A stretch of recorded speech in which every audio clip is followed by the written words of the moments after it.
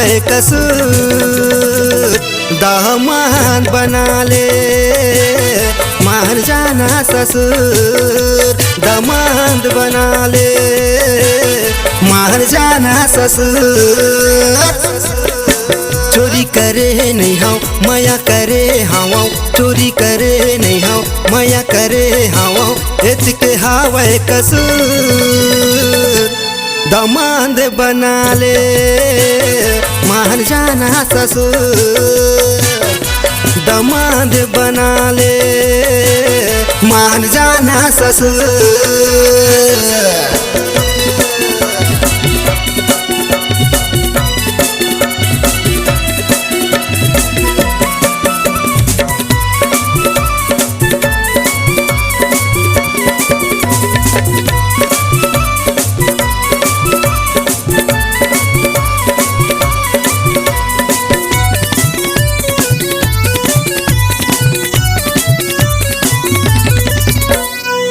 बेटी के बिना तोरे जीना दुश्वार है पहली अंतिम यही मोरे प्यार है। बेटी के बिना तोरे जीना दुश्वार है पहली अंतिम यही मोरे प्यार है।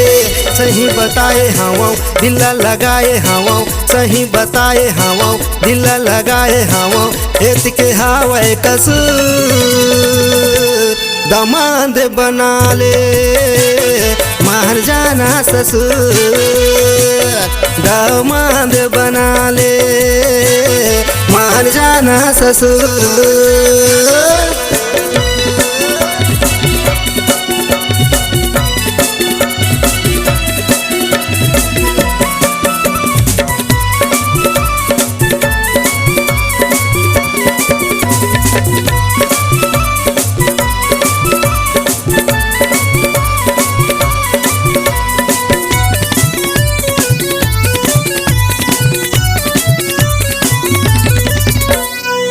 बेटी के बिना तोरे जीना बेकार है एक तरफ नहीं दोनों डहर प्यार है।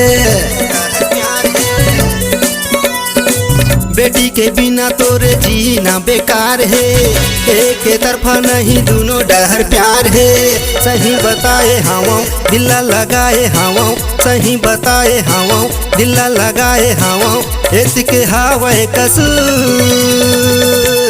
दामाद बना ले मार जाना ससुर दामाद बना ले मार जाना ससुर।